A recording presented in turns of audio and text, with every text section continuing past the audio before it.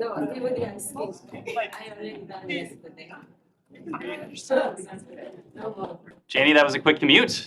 I just saw you down the street. Yeah, flight. Wow. Impressive.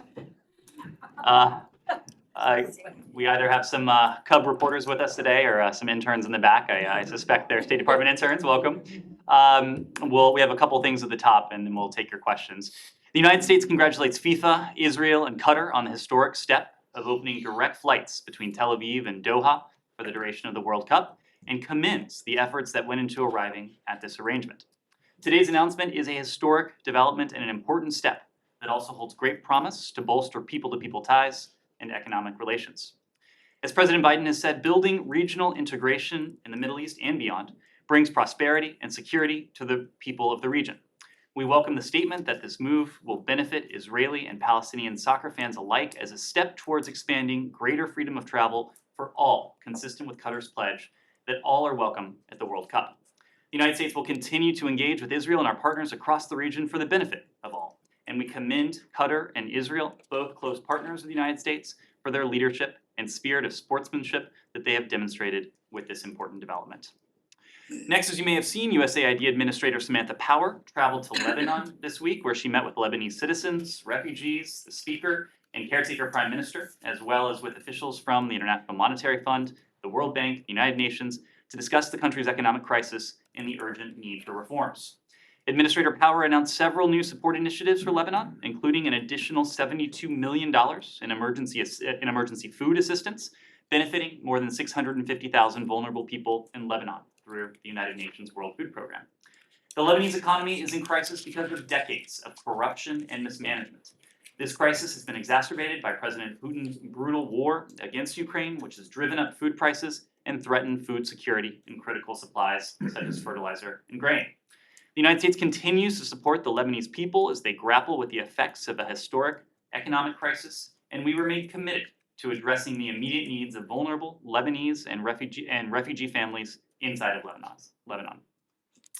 And finally, as you saw this morning, we announced that Secretary Blinken will be traveling to Egypt, Cambodia, Indonesia, and Thailand starting on November 11th. While in Sharm el-Sheikh on November 11th, Secretary Blinken will join President Biden at the 2022 United Nations Climate Change Conference, or COP27, to advance the United States' efforts to strengthen global climate ambition. The Secretary will support the President in urging countries to implement their climate commitments, encouraging all nationally determined contributions to be aligned with the 1.5 degrees Celsius goal of the Paris Agreement, and ensuring COP27 is responsive to the priorities and needs of the African continent and of vulnerable developing countries and communities everywhere. While in Phnom Penh on November 12th and 13th, Secretary Blinken will support President Biden's participation in the US-ASEAN Summit and East Asia Summits. The President and Secretary will reaffirm our partnership with ASEAN and support for ASEAN centrality, and they'll discuss regional and global challenges, including the ongoing humanitarian and human rights crisis in Burma. The United States will underscore the importance of US-ASEAN cooperation in ensuring the security and prosperity in the region and the well-being of our combined 1 billion people. While in Bali on November 13th through the 16th, Secretary Blinken will support President Biden's participation in the G20 Leaders Summit. The President and Secretary will commend President Widodo's leadership of the G20 and highlight the US commitment to this premier forum for economic cooperation with countries representing more than 80% of the world's GDP. The United States will reinforce our commitment to work with G20 partners to address key challenges such as climate change and the global impact of President Putin's war on Ukraine, including when it comes to energy and food security and affordability, as well as a range of other priorities important to the global economic recovery. And finally, in Bangkok, on November 16th and 17th, the Secretary will advance economic policies in the Asia-Pacific region to promote free, fair, and open trade and investment and advance inclusive and sustainable growth with other foreign and trade ministers at the APEC ministerial meeting. He will also support Vice President Kamala Harris's participation in the APEC Economic Leaders Week, where she will underscore U.S. economic leadership and outline U.S. goals for our APEC host year in 2023, which will build on the progress from Thailand's host year. We look forward to sharing more about the Secretary's travel in the coming days, so we encourage you, all of you who are not joining in person, to follow along virtually. With that. Thanks, Dan. I was going to start with Iran, but actually, since you opened with the FIFA, Qatar, Israel thing, I understand that you think this is a great opportunity for Palestinians who can afford a plane ticket to fly from Tel Aviv to Doha, but what about Palestinians who wanna fly from Tel Aviv elsewhere? Um, you know, this is a wonderful, month-long opportunity, I suppose. But, but it's for a game, okay? And so there are Palestinians who want and need to get out of Ben Gurion to fly to Europe to visit relatives for family issues, to fly to the US, and can't. So what are you doing about that? Matt, I understand your point, and it's well taken. I think what I would say, however, is that this is an incremental step. It is an important incremental step. But This it's- is not, but it's also- this is, But it's also temporary and it's This for is- one destination. I don't think I said anything at the outset of this briefing to lend the impression, or that would lend the impression, that this would be a panacea for some of the obstacles that the Palestinian people face. I'm not saying you did, I'm just saying that if you think that this is such a wonderful thing, wouldn't it be a wonderful thing if this could be like expanded to, so that Palestinians could actually travel to wherever, not just to Doha? A couple points on that. Number one, this is important for a couple reasons. Regional integration. Regional integration and furthering the ability of countries in the region to have relationships with one another is something that this administration has invested heavily in. We saw that on full display in the Negev earlier this spring, where a number of ministers, 5 ministers representing 5 countries, including the United States, were on stage. And I think we're a testament to the promise and opportunity that comes with regional integration. That's something we want to see continue. Okay, but I don't remember there being any I was there, and I don't remember there being any But Palestinians. but because you were there, you will also remember, Yes, you yes, he will, was in Ramallah meeting with you will- President Abbas just before then. well, but I was gonna go to a different point. I was gonna go to the point that several of these ministers said while speaking at the Negev that this process of normalization is no substitute for progress when it comes to the Israeli-Palestinian conflict. We fundamentally believe that. We can welcome incremental steps when it comes to progress between Israel and its neighbors, while also acknowledging that there needs to be significant progress when it comes to relations between Israelis and Palestinians, when it comes to tensions between Israel and Palestinians in the West Bank, between Israel and Gaza. That, of course, remains a focus. This is not a replacement for that, but at the same time, when we see progress, when we see important progress like this, we will welcome it and we will continue to encourage it. Okay, I'll come back to it. Can I just Sure. follow up on Matt's questioning?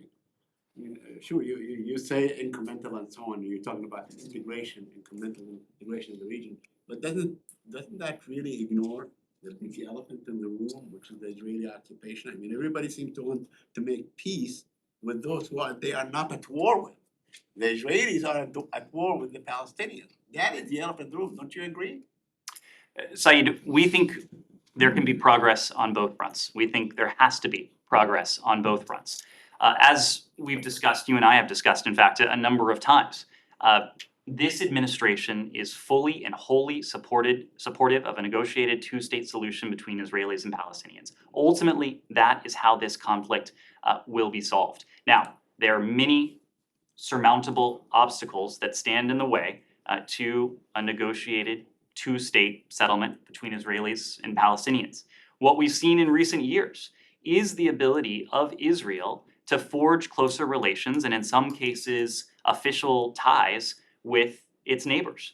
Doing so is good for the region, it's good for Israel, it's good for those Arab and Muslim countries, but what we want to do is to translate the progress that we're seeing in terms of Israel's bilateral relationships and regional relationships into progress for the Palestinian people. The point I made to Matt applies here. When we were in the Negev in the spring, a number of ministers, including Secretary Blinken, including, as I recall, Foreign Minister Lapid, at the time Foreign Minister Lapid, made the point that we cannot allow this to be a substitute. We will continue to work on progress between Israelis and Palestinians. Of course, there remains a wide distance and quite a ways between Israelis and Palestinians when it comes to that two-state solution. What we are trying to do incrementally, step by step, is to make progress to alleviate some of the humanitarian plight that the Palestinians face in places like Gaza and the West Bank, and to work together with Israel, to work together with the Palestinian Authority, to work together with partners in the region to do what we can to achieve progress on that front. But you know exactly where Matt began, Palestinian Americans, citizens of this country, they cannot fly in and out of Ben Gurion because there is a new law that has been implemented for 4 weeks now, or maybe longer. I don't know exactly how long. And you have not done anything to ensure that your ally, and your benefactor, basically, Israel, is adhering to basic human laws and human rights laws and rights that should. So Saeed, but I have to stop you because that's just not true.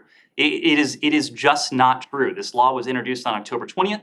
The pilot procedure was published before that. We had an opportunity to speak with the Israeli government, with our Israeli partners, about some of the concerns we had, and what ultimately went into effect on October 20th had several improvements when it came to the ability of American citizens, dual citizens, to transit. We are continuing to discuss this with our Israeli partners. We remain concerned about the potential for adverse impact that some of these procedures could have on Palestinian civil society, on tourism, investment, academia, and healthcare. We continue to raise those concerns, but it's just not true that we haven't done anything. In fact, we have worked concertedly with our Israeli partners on this. And lastly, you keep saying that this is not a substitute. Opening up, normalization is not a substitute. They're words. These words are said all the time. You talk about two-state solutions. We have not seen since this administration came into office, we have not seen any push for negotiations, for instance. You had difficulty with the former Israeli government, the current one, and so on. I think that we are likely to have more difficulty in the future with the kind of government that is being formed in Israel. So there has not been really any effort or any strong statement on, let's say, the need to renegotiate these things or to start negotiating or for you to sponsor such negotiations. Am I wrong? You've seen very strong statements and more than statements from us about the importance, about ultimately the imperative of a two-state solution forming the basis of a long-term settlement between Israelis and Palestinians. When we take these jobs, we take something of a diplomatic Hippocratic oath. Of course, we want to better the lives and livelihoods, the welfare of people around the world. At the same time, we want to ensure that we're doing no harm.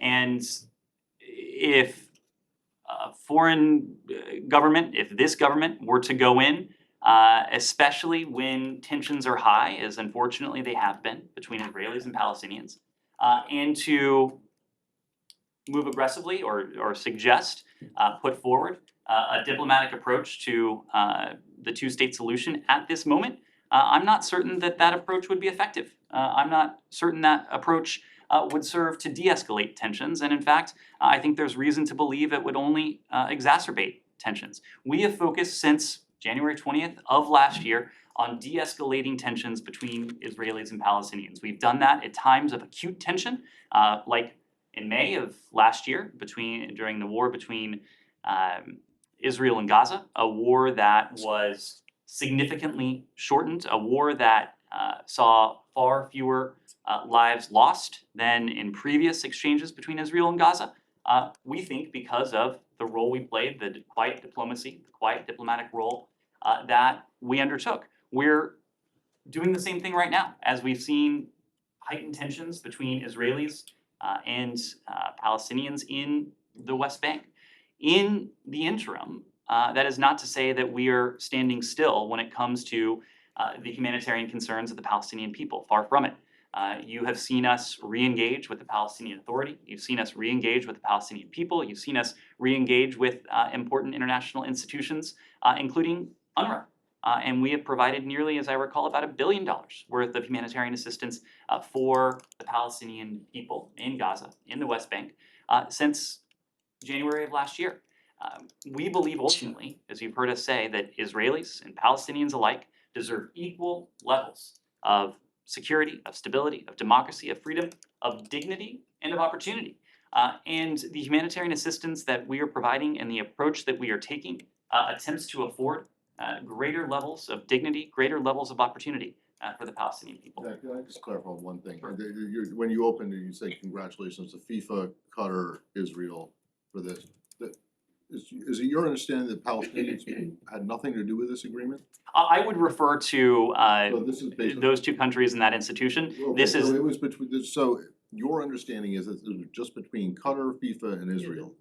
The Palestinians had nothing to do with it, so I- this is something they should be grateful for, even though it's like kind of table scraps. Matt, you're putting words into my mouth. No, I'm not. I commended this, I commended Yes, this, I as get it. I did not say anyone in particular should be grateful for Okay. this. I said the United States welcomes this. We Yeah. see this as an Okay. important step. All right, secondly, Yes. the Hippocratic Oath that you just mentioned. Yes. This applies everywhere?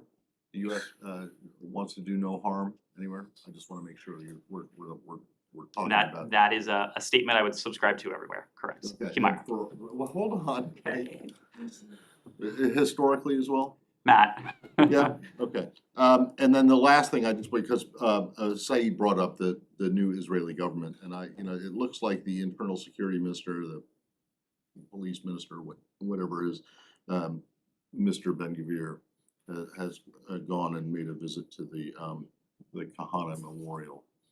And I'm just wondering, you guys have been loath to talk about this before a government has been formed, or talk about the new Israeli government before it has been formed, but I'm just wondering if you have any comments on that.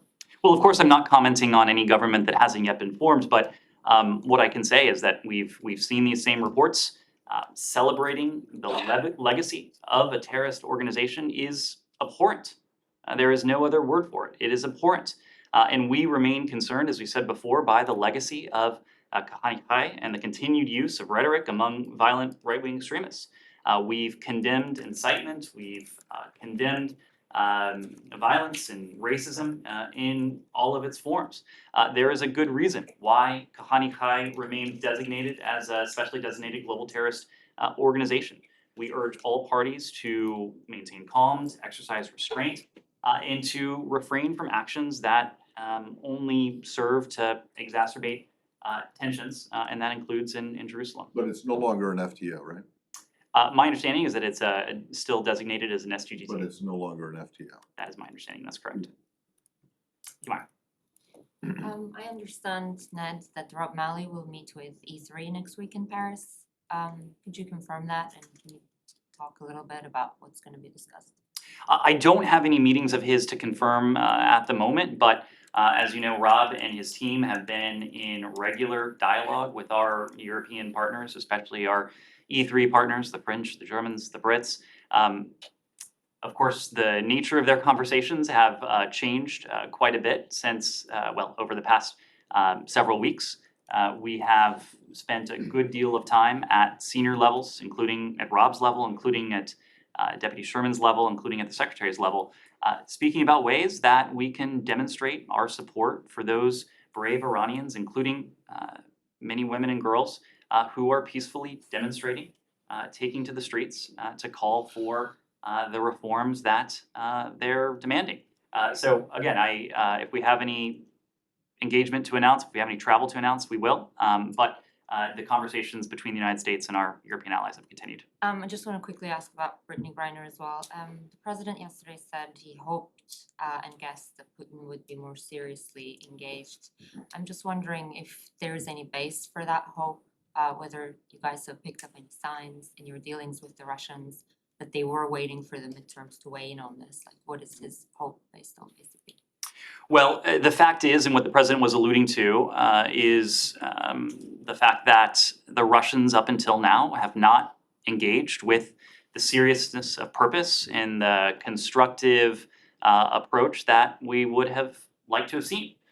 We put forward this substantial proposal, as Secretary Blinken announced a number of months ago now, for the release of Paul Whelan and Brittany Griner. The fact that Paul Whelan and Brittany Griner remain behind bars, Brittany Griner for some 10 months now, Paul Whelan for more than 3 years now, is a testament to the fact that this process has not moved as quickly as we would have liked. You've heard us say that from our end, this process has not been static. We put forward this substantial proposal. We've had discussions with the Russians. Those discussions are continuing. We're continuing to look for ways that we can secure as quickly as possible the release of Paul Whelan and Brittany Griner so that they can be returned to their loved ones here in the United But States. was there ever like a mention of the US midterms? Is that why the president? Again, I'm not going to get into the back and forth. The fact is that the Russians have not taken an approach to date that we think is sufficient. We have continued to press them to engage seriously and in good faith on the original proposal that we put forward, the alternatives we've put forward. We have continued to look for ways to secure as quickly as possible the release of Paul Whelan and Brittany Griner, and we continue to work on those efforts. And lastly, do you guys have any information about the exact whereabouts of Brittany Griner? Have Russians informed you about that? Well, you saw the secretary put out a statement on this earlier this week. Her transfer her transfer from the detention center in Moscow follows sham trial, follows her unjust sentencing. It only compounds the original injustice of her wrongful detention. It has unfortunately become standard practice on the part of the Russian Federation not to inform us ahead of time when American citizen detainees are transferred from one detention center to another. That was the case in this instance as well. We did not receive a heads up. Ultimately, we had seen press reports and we had engaged very closely with Brittany Griner's representatives, and we continue to do that. As soon as we learned of her transfer, we requested formally from the Russian government. We requested more information about her transfer. We are also engaging to do all that we can to ensure that her conditions are as safe, as healthy as can be during this time. That is something that we do for all detained American citizens in Russia and really around the world. We are, as I said before, in frequent contact with her representatives, with her legal teams, and ultimately we're in contact with the Russians. One, on the conditions of her confinement, but two, and importantly, to do all we can to see her and Paul Whelan released.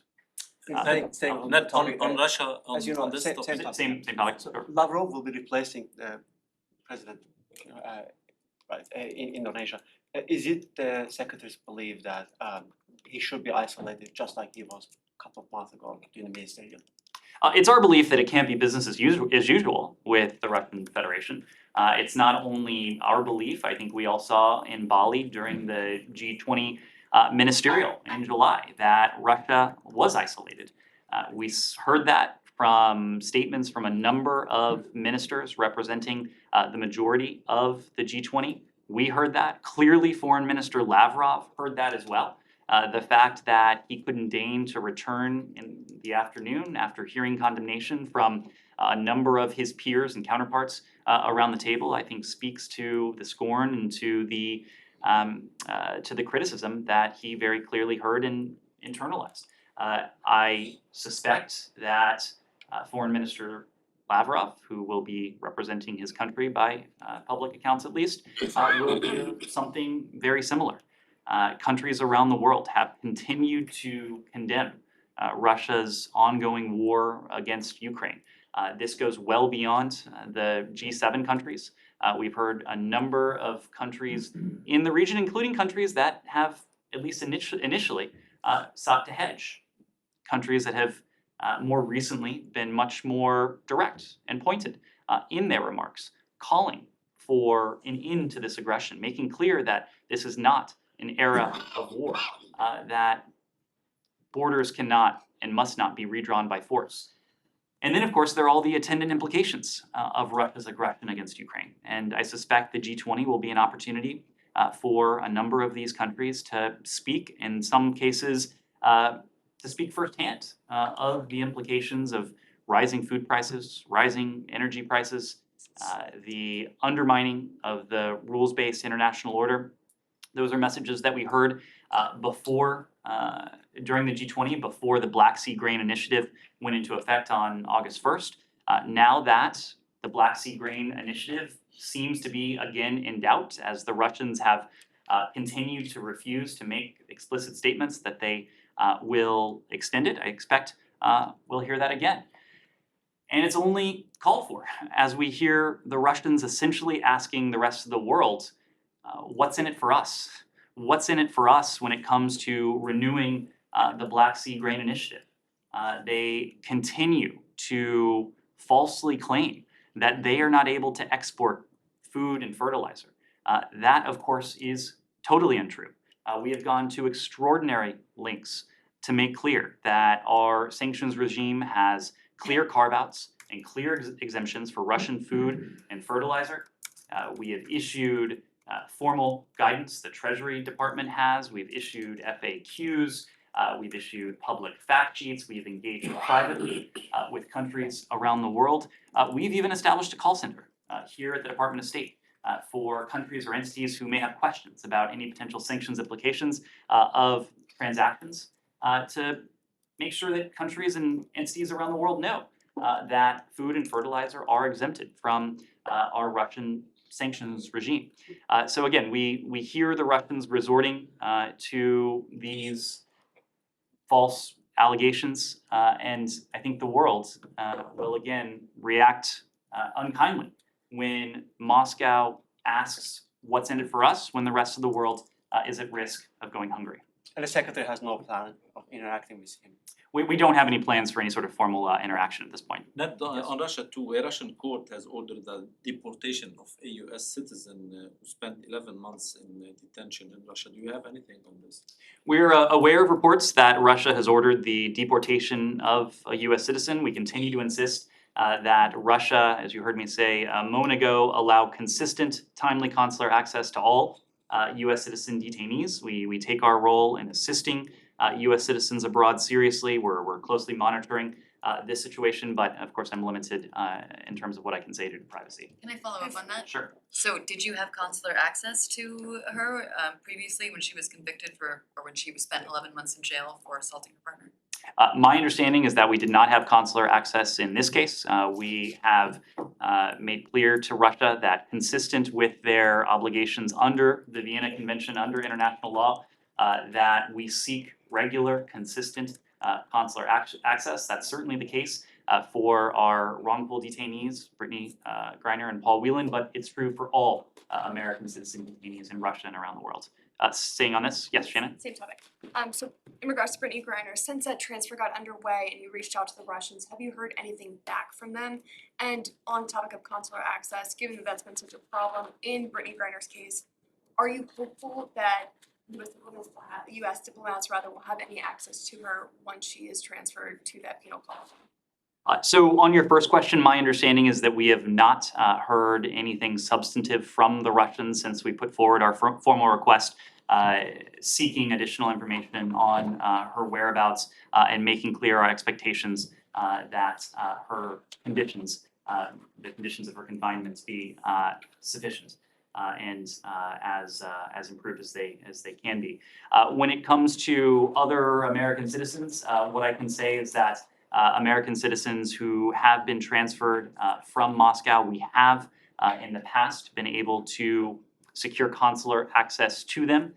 Many of them do have somewhat regular access to the telephone, and they can place calls to the Department of State, place calls to others. But in-person consular access is something that we have sought and something we have secured in the case of other Americans who have been transferred to prison camps outside of Moscow. Just stay on American, Sure. and I won't go to Cambodia yet. Wait, can we Yeah, stay on this is Russia Saudi. before we Can we- go yeah, away from Okay, Russia? Go ahead, Kylie. I just wanna ask about the prospect of a diplomatic solution to the Ukraine war. The chairman of the Joint Chiefs Staff, Milley, said this morning that the US is seeing the beginning of forces withdraw from Kherson, and went on to say, we think there's some possibilities here for some diplomatic solutions. So we'll see where that leads us. Does the State Department agree with that possibility being in the offing now? We agree with what President Zelensky has said, that No, I'm asking if you agree with I know you are, Millie's but we agree with what President Zelensky has said. Look, we know, as President Zelensky has said, that this war will have to end through diplomacy and dialogue. President Zelensky, in his address even earlier this week, made clear once again that Ukraine is ready for peace, ready for a fair and just peace, the formula of which we voiced many times. Respect for the UN Charter, respect for our territorial integrity, respect for our people. The Ukrainians have made clear their belief that this war will ultimately end at the negotiating table. The Russians occasionally have voiced that same sentiment. Unfortunately, we've only seen the Russians pair that sentiment with brutal aggression against the Ukrainian people, now targeting more and more Ukrainian infrastructure, targeting food, targeting food storage throughout the country, heating, water, sanitation services. So again, the onus remains on Moscow to demonstrate, not only through word, but also in deed, that it is ready to negotiate, it is ready to meet what the world has very, very clearly heard from our Ukrainian partners, and that they are ready and willing to sit down and engage in good faith. But if there's some possibility for a diplomatic solution here, as Millie is saying, why is that? Why does the United States feel that at this point specifically? Is it because these troops are starting to pull back from Kherson? Is it because we may be entering a time where there's a lull in fighting in the winter? Why? Kylie, the broader point here is that it is not up to us to dictate to the Ukrainians what that diplomacy will look like, the contours of it. It is up to us as we continue to seek and continue to support our Ukrainian partners to do just that, to provide them with security assistance, to provide them with economic assistance, to provide them with humanitarian assistance as well, so that if and when that negotiating table does develop, they're in the strongest possible position. But no one here is intending to signal to the Ukrainians that they must do X or they must do Y. Ultimately, these are decisions that they are going to have to make.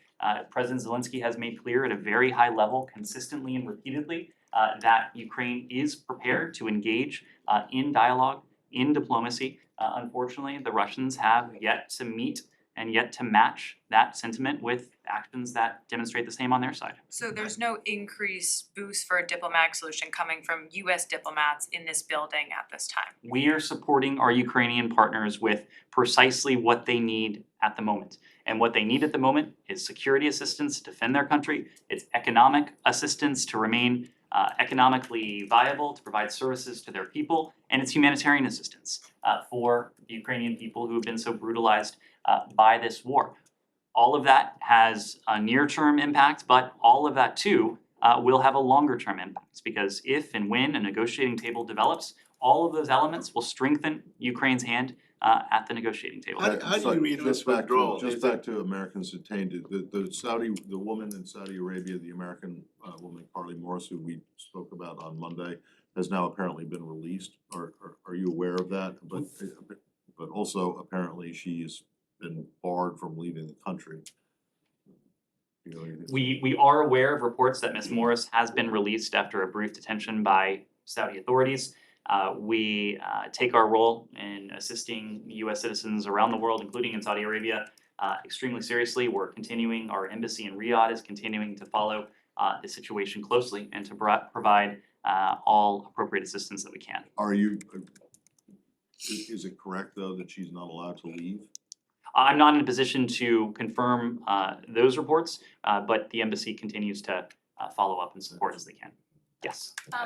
But just to follow up on Please. that, I guess my question is, why isn't Saudi Arabia assigned the D-risk travel indicator for wrongful detentions, given cases like this of US nationals reportedly under travel ban or in prison on what seemed to be free speech related charges? So the D indicator is a travel indicator that we rolled out a number of weeks ago now to make American citizens aware of the risks they may face of wrongful detention should they choose to travel to certain countries. The D indicator applies to the usual suspects where Americans are wrongfully detained, where they are held as political pawns for political leverage. To your question, the D indicator applies to countries where the US nationality was and has been at play in the detention of any particular individual. So to put a little more meat on the bones, if an American is detained in a particular country, but we don't have reason to believe that that person's nationality or American citizenship in some cases was directly tied to that detention, the D indicator may not apply to a particular country. Anything else on Russia, Ukraine? Yeah. Russia. Let me try and move around because you've had a question. Yes, please. I don't have So- unlimited time today, unfortunately. Following up on the negotiation theme, so the president said yesterday that it remains to be seen if Ukraine is willing to compromise with Russia. And you obviously you say that it's up to Ukraine to choose if to do that. But are you committed to continue supporting Ukraine even if it decides to not, engage in talks and you say, you're willing to support Ukraine, as long as it takes, but what does that mean in practice? And secondly, President Biden also said yesterday that the US refused to provide longer range systems to Ukraine because he doesn't want Ukraine to strike on Russian territory, but given the record so far, is that something you really worry about? Because I'm not aware of any such strikes, even though Ukraine does have the ability to do that. And if Iran is providing Russia with longer range systems, why shouldn't the US? So a couple things to your questions. First, we are committed to Ukraine for as long as it takes. We want, and the Ukrainian government wants to see a Ukraine that is independent, that's sovereign, that's prosperous, that's free, with the ability to defend itself against this type of aggression going forward. In the first instance, that is going to be protected and defended with security assistance. Security assistance that is complemented with economic assistance, that's complemented with humanitarian assistance. But ultimately, a Ukraine that is independent, sovereign, prosperous, democratic, with the ability to defend itself, that is going to have to be something that over the longer term, as President Zelensky has said, is sought and achieved at the negotiating table. President Zelensky knows this, the Ukrainian government knows this. So we are providing these elements to our Ukrainian partners now at the present for the near term to fight off and to fend off this Russian aggression. But as I said a moment ago, ultimately to strengthen Ukraine's hand at the negotiating table so that they can be in the strongest possible position. When it comes to the types of systems we've provided to Ukraine at every step, we have provided our Ukrainian partners with the systems and the weapons and the resources they need for the battle that they are facing in the moment. So you've heard us say this before, but in the earliest days of the war, we provided our Ukrainian partners with what they needed for what was then the Battle of Kyiv. Anti-aircraft, anti-tank, anti-armor systems, small arms. As the battle is moved to the south and the east, we have provided artillery, we've provided anti-air systems, we've provided anti-ship systems. We have provided our Ukrainian partners what they need to take on that particular battle. Just today, you heard Jake Sullivan announce several hundred more $1 million worth of security assistance. This is the type of assistance that the Ukrainians need now as they take on their counteroffensive and as they are effective in that counteroffensive. So that's what that's the approach we'll continue to take. Jenny? Thank you. I have two Can we say questions, on one topic Russia and one I need to North, move around a little bit. Go one ahead. Russia and one North Korea.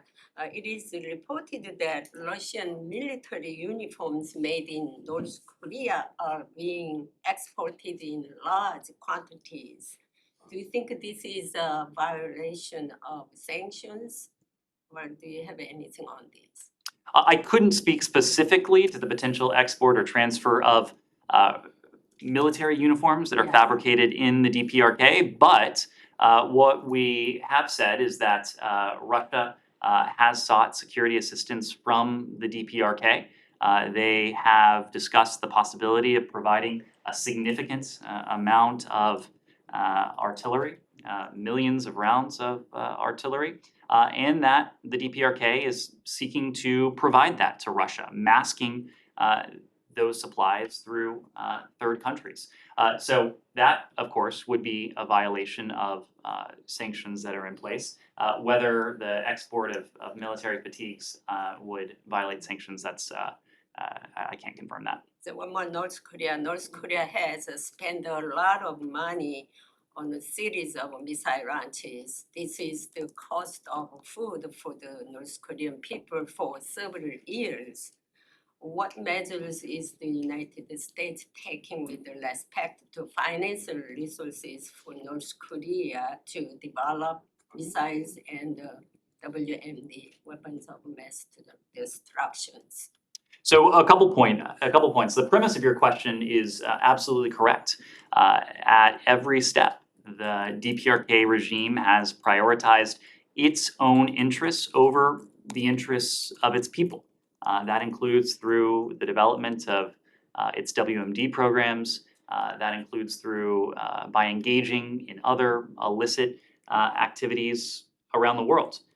This, of course, has had consequences for the DPRK regime. Unfortunately, it is also led to consequences for the North Korean people.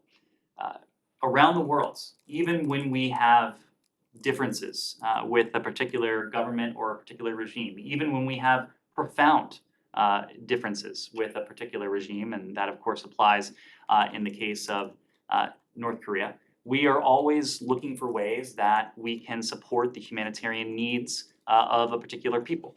So with our DPRK sanctions regime, similarly, there are appropriate humanitarian carve-outs to see to it that the robust international and US sanctions that are in place against North Korea don't lead to unnecessary suffering on the part of the North Korean people. Ultimately, however, the onus has to be on the DPRK regime to change course, to put the interests of its people first, and to cease with the provocations that have only led to more pressure and ultimately to more isolation on the part of the DPRK. Ned, is Syria one of the countries that Russia is I'm- using to transfer arms from North Korea? I'm just not in a position to confirm those countries.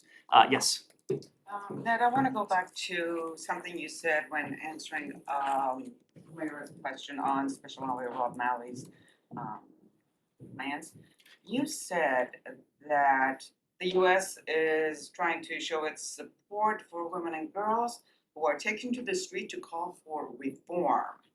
Is that what the US is saying now out of Iran when people are burning the Islamic Republic's flag and the pictures of the supreme leader? Again, we are not going to characterize what it is that the people of Iran are calling for.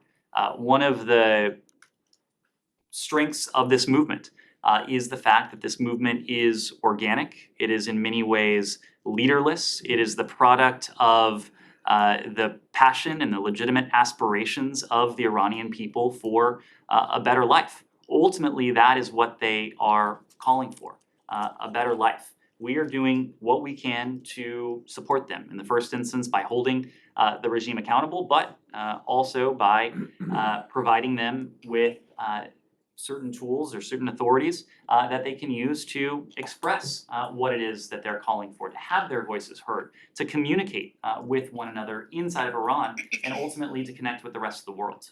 About 2 weeks ago, the White House said that the Biden administration believes that Russia is may be helping Iran to suppress the demonstrators.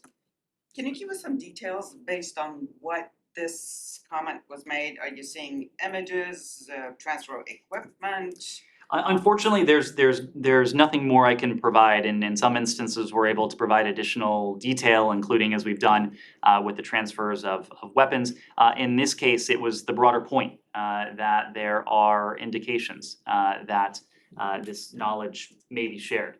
Ultimately, the fact is that these two countries, unfortunately, have a good deal of experience when it comes to repression. They have both demonstrated their effectiveness when it comes to their ability to repress their people, to repress the legitimate aspirations of their people, and to suppress the ability of, in some cases, their people to exercise peacefully rights that are as universal to them as they are to people around the world. So we've seen our concern is that they will share this knowledge and that they will attempt to optimize those practices. Well, don't you think talking about the evidence that the administration may have seen would help the people demonstrating and others to, I don't know, somehow help them in one way or another? Because US policy in general towards sanctions, for example, is naming and shaming to affect change of behavior. Now, if you were to open up the ways, the basis of this comment, wouldn't that also be just one way to say, here's proof? In some cases, we're able to do that. In many cases, we are not, just given the nature of the information. We seek to be transparent. We seek to provide as much color and detail as we can. But in this instance, I'm just not able to go any further. But I will add that it is not just naming and shaming that we're doing in this case. We're talking about the repression, but we're also providing through action the issuance of General License D2 that follows a general license that was issued in 2014 that allows the people of Iran to access certain tools, hardware and software, that they can use to communicate with one another and with the rest of the world, so that the world can hear their voices and their fellow citizens can hear their voices. Yeah, I'm sorry, I have an Iran question, well, Iran IAEA question, but first, when you talk about the aspirations of the Iranian people and you don't wanna speak for them, well, I mean, you have spoken to the aspirations of other, of people in other countries who are protesting authoritarian repressive regimes. In Burma, you've said that you support the aspirations for a return to democracy. Presumably, you think that the Palestinians aspire to a state. Why is it that you can't say what you think the Iranians aspire to? Do you not think that there is a common aspiration? This goes back to the point I was making just a moment ago to Gita. One of the strengths of this movement is that it is organic. It is, to the extent it's organized, it is only loosely organized. But There is not you're a single individual or a single movement that's leading this. Okay, that's fair, but you're saying you don't know what they aspire to. We are gonna let them speak to what those aspirations are. Can I Russia- just ask you about the IAEA report? Sure. And the and without getting into a whole thing, which I suspect you will, about how awful it was that the previous administration withdrew from it, and this is all the fault of that. The IAEA has found that the Iranians have increased their stockpile of highly enriched uranium. What do you say? So there's not much I can say, Matt, because we're not in a position to comment on the details of a report that has yet to be made public, but we are familiar with this report. We have been clear that we support the independence of the IAEA, and we echo concerns that there has been no progress in clarifying and resolving Iran's outstanding safeguards issues. Iran needs to answer the IAEA's questions per its legal obligations under the NPT and its comprehensive safeguards agreement. What we have seen instead is only more foot dragging by Iran. We urge Iran to fully cooperate with the IAEA's safeguards investigations so that the agency can be confident that all the nuclear material in Iran is under those safeguards. What about the increase in the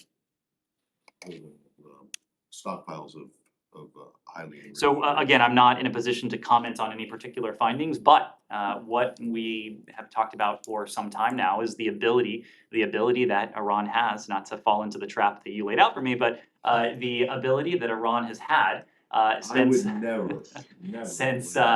since May of 2018 to make advancements in its nuclear program that previously would have been prohibited under the JCPOA. It's of course a concern to us, the way in which Iran has advanced its nuclear program. It's of course a concern to us, the way Iran has become emboldened when it comes to its support for regional proxies, for terrorist groups, for other malign actors. It's of course a concern to us, the way that Iran continues to repress its people and now continues to brutally repress the protesters who have been out in the streets, marching peacefully, many of them women and girls, demanding and seeking their aspirations. Reuters is reporting that Reuters is reporting European diplomats saying that the US and the E3 are thinking about presenting a resolution at the IAEA Board of Governors next week. Can you confirm? As you know, we don't preview our actions at upcoming Board of Governors meetings. These are decisions and discussions that we'll have with our European partners. We'll consult closely with the IAEA. We'll consult closely with the Director General and all of our partners in that forum. I wanted to ask about this statement you put out on Tuesday about a former employee of State Department contractor who was just convicted of sexual assault and drugging a woman. In the course of the federal investigation, he admitted to doing the same to 17 other people, I think from 2002 to 2016. In the statement, you say you're following up with the case has been submitted to the OIG, but are you aware, were there complaints against this man during his time of employment for the State Department contractor? Abby, I'm just not in a position to offer any additional detail beyond what's in the statement, but as you did note, we referred the case to the OIG. We believe the OIG is the relevant and appropriate institution to look into this, so that's underway. Russia, Iran, we have one question we need to cover that. Russia's security chief is in Iran today. Is there any concern on your end that first, it will further embolden Iran at home, back to previous question. Secondly, in the region, you did urge the regional context before, to be concerned about Russian-Iranian cooperation. And third, in Ukraine, so you have a concern that they actually go beyond supplying drones and missiles in Ukraine. Thank you.